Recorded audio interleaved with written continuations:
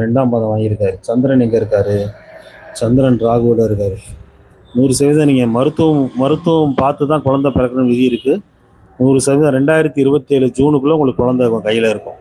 அப்படி இல்லைன்னா 2027 டிசம்பருக்குள்ளே குழந்தை கிடச்சிடும். அதனால் உங்களுக்கு ஆண் வாரிசு பிறக்கணும் விதி இருக்குது.